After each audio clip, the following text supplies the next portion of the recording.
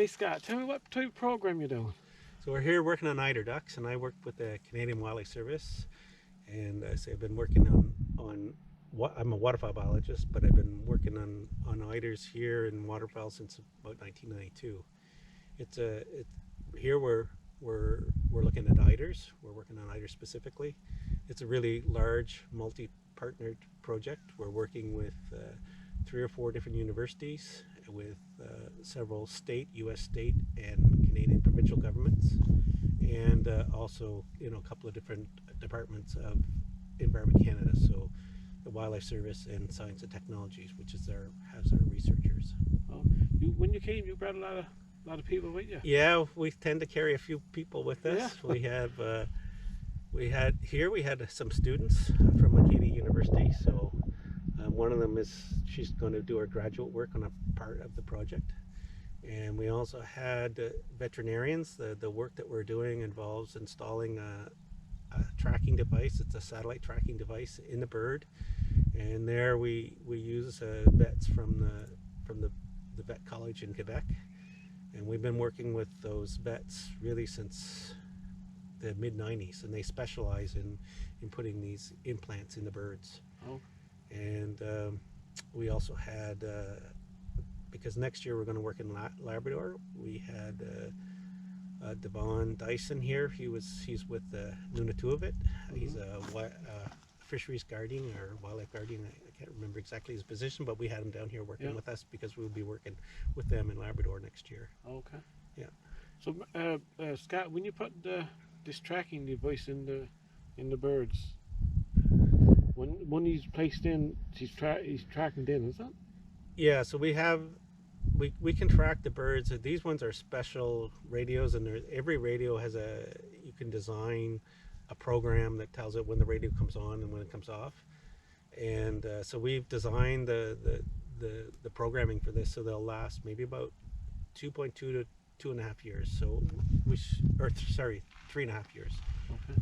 3.2 to 3. So we can track them up to 3.5 years with these devices. As long as the birds survive. Yeah. So what about now if a hunter finds a bird with a device into it? Well, if a device or a band, they can get a hold of us. Okay. So I mean, they can every bird that is carrying a device will have a band. Yeah.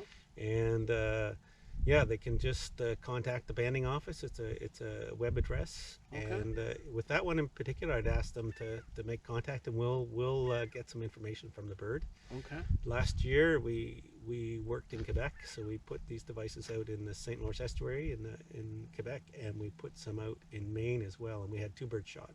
Okay. So one was shot in Forestville along the north shore of Quebec, and we had another one shot just off Nantucket, off Cape Cod. Okay. And we were able to retrieve both of those radios from the hunters. And so what we've done for those hunters is we give them a map of where that bird went, and if they're interested to mount the bird, which some of them are, to do a taxidermy mount. We set them up with an antenna if they want, and they can put that antenna in the mount of the bird, and we give them a dummy radio so they can mount that with the bird as well. Oh, very good. Yeah. Scott, can an individual hunter or a person go in on the website and track any of these birds? Or? Right now you can't, but we share that information, and one of the things that we're concerned about is that if we have the tracking live, then people know exactly where the birds are. Right. And so we'd rather not, like what we're thinking, we haven't actually got that part of the program working yet.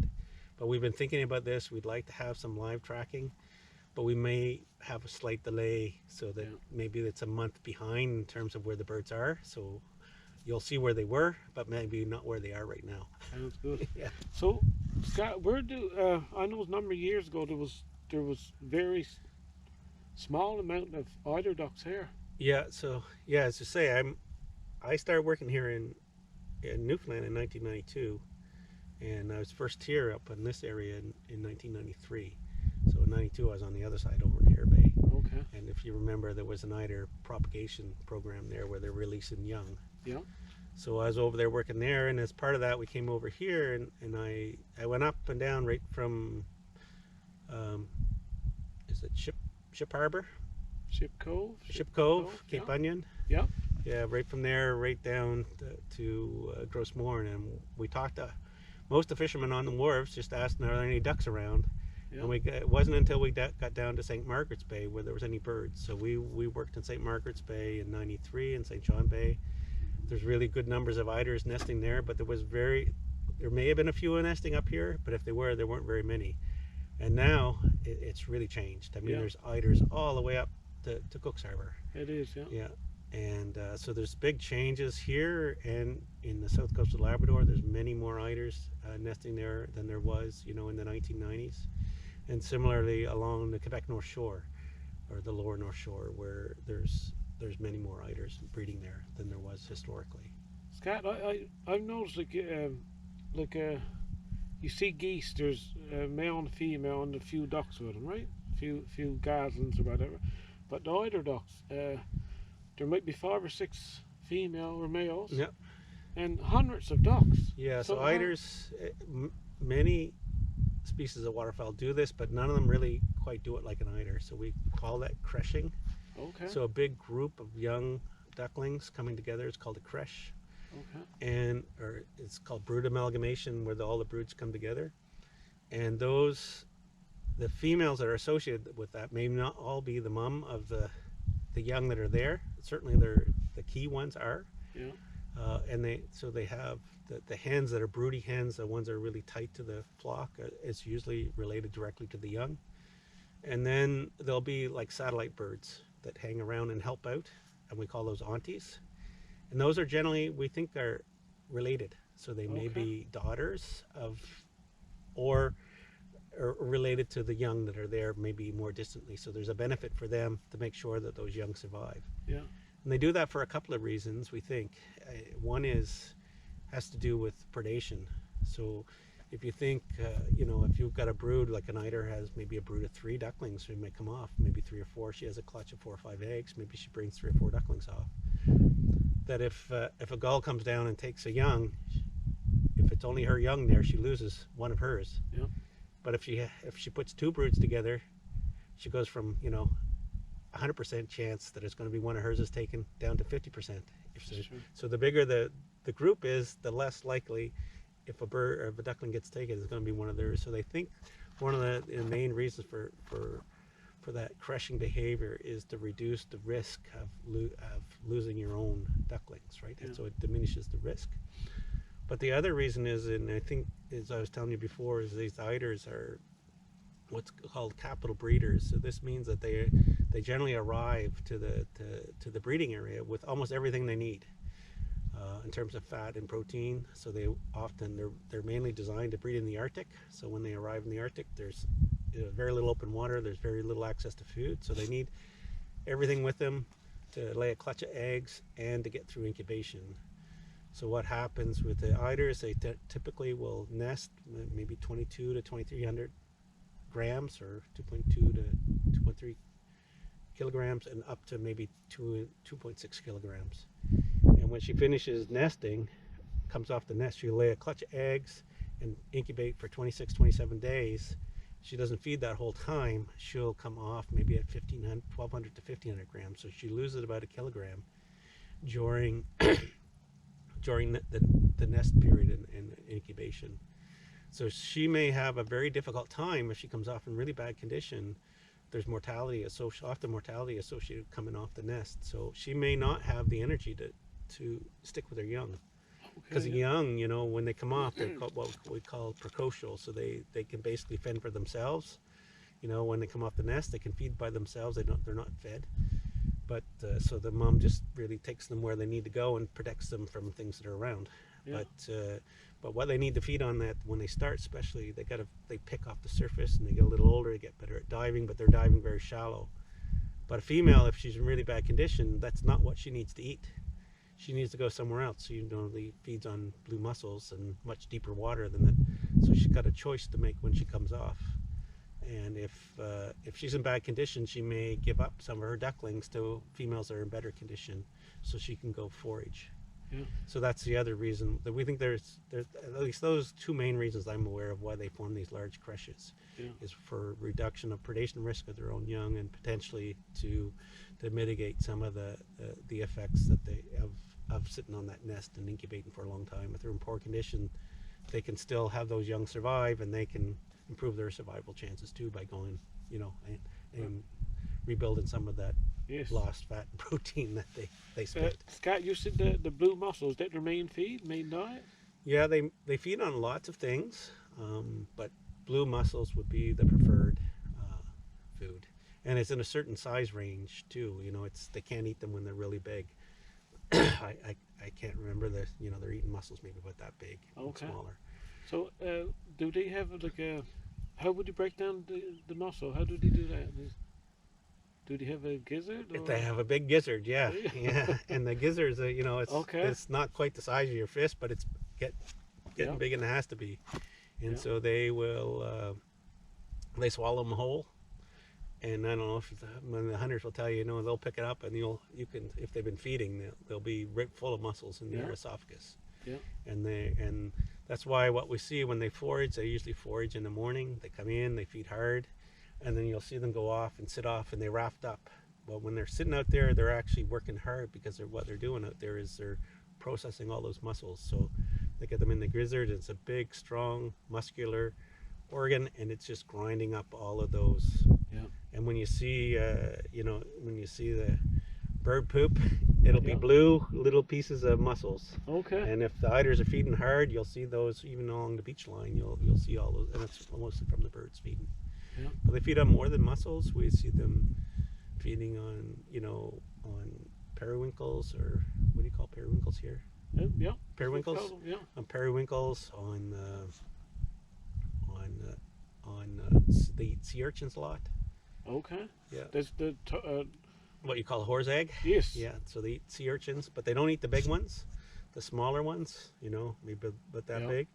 The mussels, the blue mussels, they can eat them when they're underwater. They'll often bring a clump to the surface, and you'll see, them fight over them. They got a bunch of the surface. Even the gulls will come in and take it from them.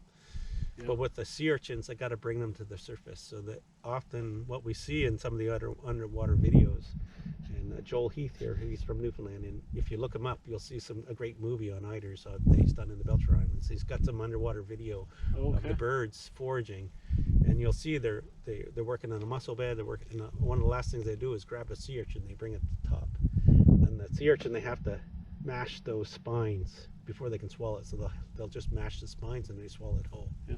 Scott, how far down would eider duck die for, say, a mussel? Well, that's a good question, and we used to think it was maybe 30 feet, and I'm from New Brunswick, where we have big tides, and so the best hunting there is you can time your hunt, because the best time are when you got low tide, Yeah. first thing in the morning. It's when the birds usually feed on the daily cycle, so they're feeding first thing in the morning, and in the Bay of Fundy, they're at low tide, they're almost 30 feet closer to the mussels than they were at the high tide, so they Yeah. rarely feed at high tide. So it's it's affected by the tide. But what was interesting, I said, we worked in the ice in the Belcher Islands, so in Hudson's Bay in the winter up there. It's a different subspecies. It's a Hudson Bay eider, not the American subspecies that we have here. And there, we were on the ice, and the birds were diving, and it was 90 feet, and they're getting and they're bringing stuff up a lot deeper than I would ever thought they could have dived. Yeah. Yeah. The reason I asked that question, because hunters here, they say that like in the fall year when they hunt the eider ducks, that when the slab comes in to the beach, they can't hunt the eiders because the eider duck won't come in there. I guess because outside the slab's too deep, or Yeah, it could very well be, and that happens right now. I mean, I do lots of winter surveys for eiders, and we survey right from Sept-Îles in Quebec all the way up as far as St. Peter's Bay in Labrador, and then we do all around the island. Here in Newfoundland, we do St. Pierre-Miquelon, and then we go on to the Magdalen Islands. And what happens, there's a stretch from Natisquan almost to Blanc Blanc there, that whole stretch. There's very few eiders there, and the reason is because the landfast ice is got them all blocked off. There's open water, but there's most of the landfast ice, has all the shallow water where they forage is all locked up. Scott, did your research turn out good the year? We're not going to know for Okay. maybe up to 3 or 4 years. We could be 5 years. We'll see data come in from this project. So, I mean, we started last year, and we still have another year putting out radios, at least another year. And the way that the project works, you know, we're already seeing lots of data coming in. So yeah, it's working really well so far. But I mean, what we're really interested in, the birds that we released this year, we're not going to be able to look at what we want to look at until next season. Okay. Because we're interested, as I mentioned, about the birds breeding and the proportion of them out there that are breeding. Yeah. Well, when we put a radio in the bird, we disrupt that cycle. The birds will nest in the year we put a radio. Some of them will, but most of them will not. Will abandon their nest. Yeah. Okay. So we're not really looking to use, you know, the data for this purpose until next breeding season. Yeah. That's when we'll be looking at them. So will you be back again next year? I won't be back here, I don't think. Okay. Next year we will be in Nova Scotia and in southern Labrador, Okay. and maybe on the North Shore of Quebec. Yeah, depends on how many radios we have. One more question now, Scott. Like I know those guys right there. Sorry. some of your buddies. That's the U.S. Fish and Wildlife Service plane. Okay. They're counting ducks. Oh, very good. They're not counting ducks way up there. They're going. Yeah, I'm doing I say I'm leaving here to do surveys, and we work together with that crew there. Oh, very good. Now, to that, huh? I'm pretty sure that's who it is. What's the chance of that? Now you talking here and then Them going by like that. Yeah. Yeah, I could call them right now. Yeah. Scott, I was going to ask you, like, our ducks here, that if you take an egg from a duck or whatever, they'll replace the egg? Is either the same thing, or? No, people think that, and it doesn't happen very often. It may happen, but the eiders, you know, as I mentioned, they're these capital breeders, so they come with what they have. Okay. They only have so much, so you know it might be if you take an egg early when she's laying that she might be able to lay another one, but Yeah. if she does, it comes at a big cost to her because it's a big package of energy that goes in that egg. Yeah. So they don't lay more than they have to. Yeah.